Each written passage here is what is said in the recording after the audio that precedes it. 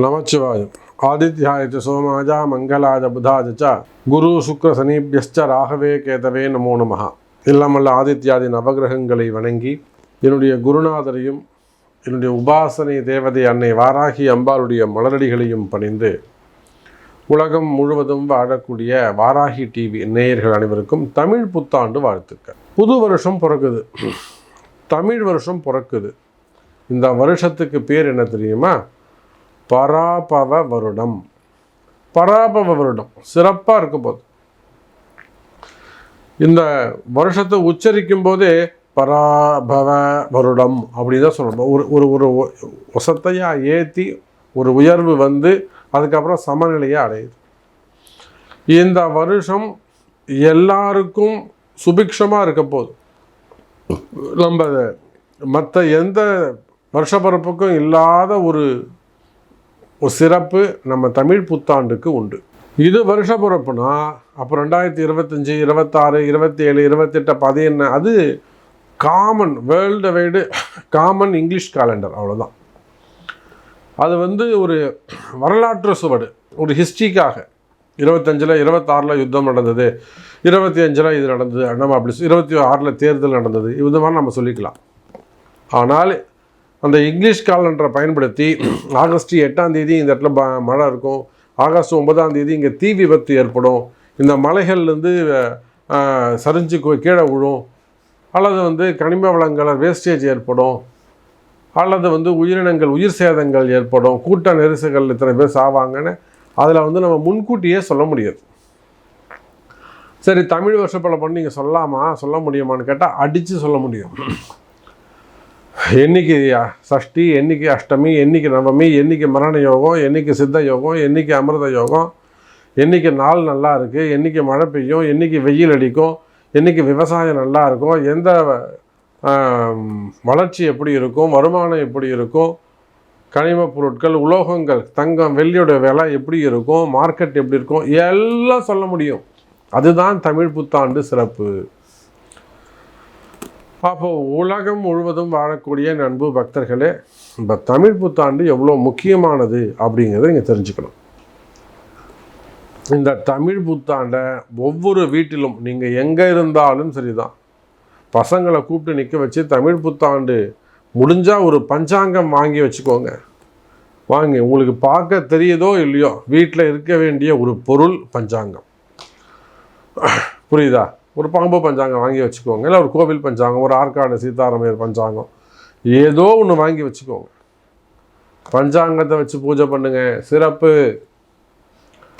அப்போ பிறக்கின்ற இந்த பராபவ வருடம் உங்கள் 12 ராசிக்கும் இந்த வருஷம் பூரா எப்படி இருக்க போகுது, நியூ இயர் எப்படி இருக்க போகுது, புத்தாண்டு எப்படி இருக்க போகுது, யுத்தம் முடிவுக்கு வந்துடுமா, இஸ்ரேல் அமெரிக்கா போர் முடிவுக்கு வந்துடுமா, முடிவுக்கு வந்த பிறகு அந்த நாடுகளுடைய ரியாக்ஷன்ஸ் எப்படி இருக்கும், அந்த நாடுகளுடைய வளர்ச்சி எப்படி, க்ரோத் எப்படி இருக்கும், சரி எல்லாம் நம்ம பார்க்க போகிறோம். ப்ரீஃபாக பார்க்கலாம் வாருங்கள். தனுசு ராசி தமிழ் புத்தாண்டு.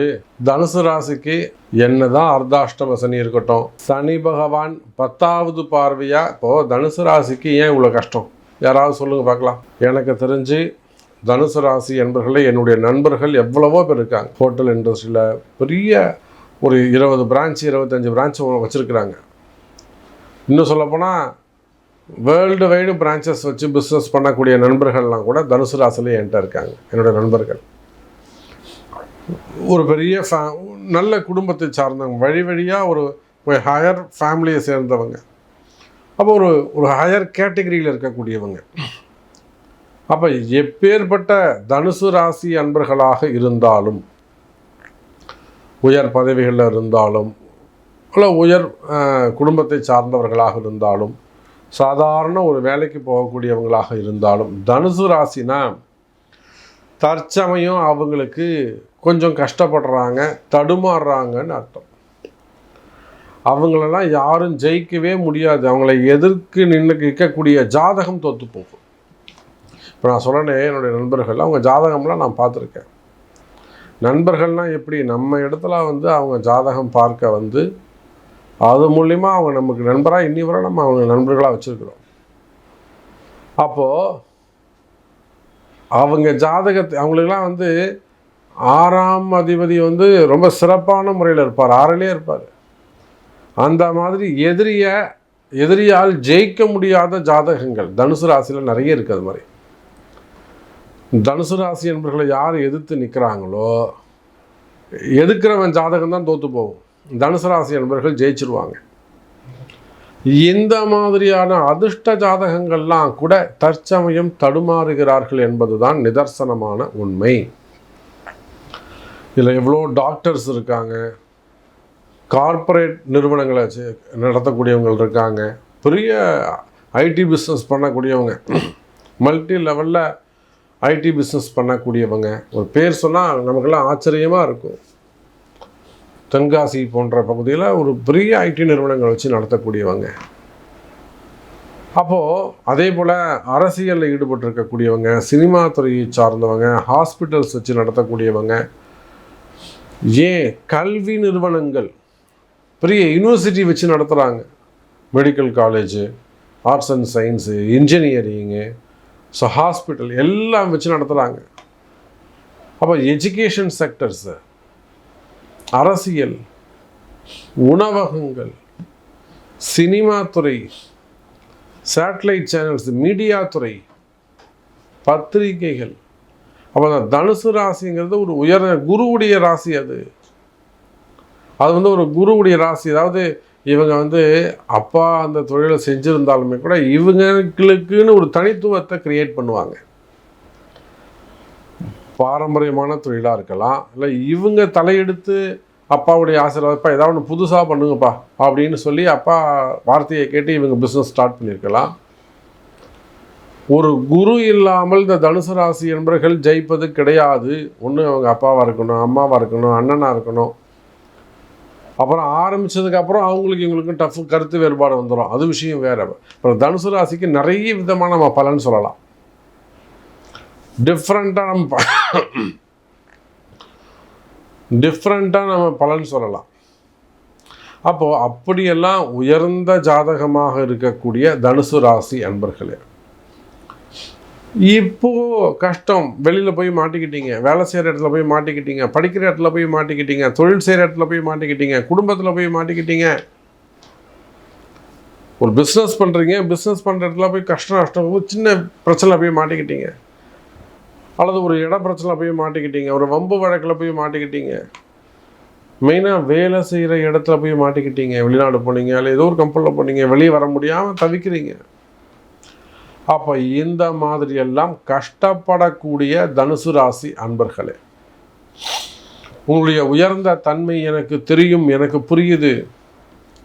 நீங்கள் யாராக இருந்தாலும் எதிரிகளால் வரக்கூடிய தொந்தரவோ அல்லது கால நேரங்களினால் ஏற்பட்டு இருக்கக்கூடிய தொந்தரவோ எதுவாக இருந்தாலும் பிறந்திருக்கக்கூடிய இந்த தமிழ் புத்தாண்டு உங்களை வாழ வைக்கும். சார், எல்லா தடையும் விலகும், கவலையே படாதீங்க. அதை மீறி தடைகள் இருக்குன்னா வாராகி அம்மா இருக்காங்க, அம்பாள் இருக்கா, வாராகி பூஜை இருக்குது. ஏங்க கவலைப்படுறீங்க? ஒரே ஒரு பரிகாரம், எந்த எதிரியும் நம்ம ஜெயிக்க முடியும். கடுமையான கஷ்டங்களை கூட சுலபமாக கடந்து விடுவீர்கள். கஷ்டங்கள் விலகும், அற்புதங்கள் நிகழும், அதிசயங்கள் நடக்கும், நல்ல நன்மைகள் இருக்கும். கவலை வேண்டாம் தனுசு ராசி அன்பர்களே. அப்போ இதுக்கு மேலேயும் ஒரு கஷ்டம் இருக்குன்னா அதுக்கு உங்கள் பர்த் சார்ட்டு தான் காரணம். அப்போ அதற்குரிய பரிகாரங்கள் செய்வீர்களேயானால் நல்லதே நடக்கும் தனுசு ராசி நேயர்களே. அதே போல் இந்த பராபவ வருடம், தமிழ் வருஷம்னாக்கா அந்த பராபவ வருடம் 60 ஆண்டுகளில் ஒரு வருஷம். இந்த வருஷம் வெண்பா ஒவ்வொரு வருஷத்துக்கும் அர்த்தம் இருக்குது, மீனிங் இருக்குது. அதுக்கு ஒரு சாங் இருக்கும். அந்த சாங்குக்கான மீனிங் பார்த்திங்கன்னா என்ன சொல்லுதுன்னா, ஜென்ரலாக இந்த பிறந்திருக்கக்கூடிய தமிழ் வருடம் உலக நன்மை ஏற்படும். அந்த வாரெலாம் நடந்துகிட்டு இருக்கு பார்த்தீங்களா, ஹமாஸ் போரோ இல்லை இஸ்ரேலோ அமெரிக்காவோ, இது எல்லாமே கண்ட்ரோலில் வந்துடும். எனக்கு தெரிஞ்சு நான் இன்றைக்கே சொல்கிறேன், இந்த ஏப்ரல் எண்டுக்குள்ளே இந்த ஈரான் போர் வந்து ஓரளவுக்கு கண்ட்ரோலில் வந்துடும். 80% ஸ்டாப் ஆகிடும், 20% மட்டுமே அந்த வார் நடந்துக்கிட்டு இருக்கும். அப்போ அந்த அளவுக்கு இந்த பராபவ வருடம் தீமைகள் விலகி நன்மைகள் அதிகரிக்கும். உலகம் முழுவதுமே மழை நன்னா இருக்கும், நல்ல மழை பெய்யும், விவசாயம் சிறப்பாக இருக்கும், தொழில் அமைப்புகள் சிறப்பாக இருக்கும், பிஸ்னஸ் நல்லா இருக்க போது, வருமானம் சிறப்பாக இருக்க போது, ப்ராஃபிட் கிடைக்கும்.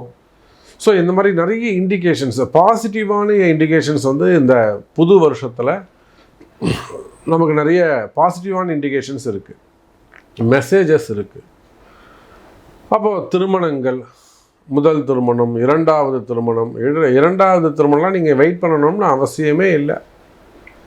இரண்டாவது திருமணம்லாம் நீங்கள் வெயிட் பண்ணணும்னு அவசியமே இல்லை. நல்ல நல்ல வரன்கள்லாம் உங்களை தேடி வரப்போகுது. இரண்டாவது திருமணங்கள், தடைப்பட்ட திருமணம், மெயினாக காதல் திருமணங்கள், லவ் மேரேஜில் இருக்கக்கூடிய ஸ்ட்ரகிளிங், வரக்கூடிய ஏமாற்றங்கள், ஏமாற்றிட்டு போகிறது, நீண்ட நாட்களாக வெயிட் பண்ணி ஒன்றுமே நடக்காமல் இருக்கிறது, ஏமாத்துருவாங்கன்னு தெரியாமலே இவங்க ரொம்ப நம்பிக்கையாக இருக்கிறது.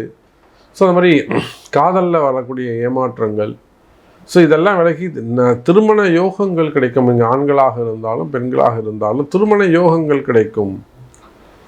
அப்போ இதெல்லாம் சின்ன சின்ன பரிகாரங்கள், அதெல்லாம் அறிஞ்சு உங்கள் ஜாதகத்தை கொண்டு அந்த பரிகாரங்களை எல்லாம் செய்வீர்களேயானால் இந்த பராபவ வருடம் மற்றவங்களுக்கெல்லாம் எப்படி நன்மையை செய்யுதோ அதுபோல் உங்களுக்கும் உங்கள் குடும்பத்தாருக்கும் நல்லது செய்யும், நல்லதே நடக்கும்.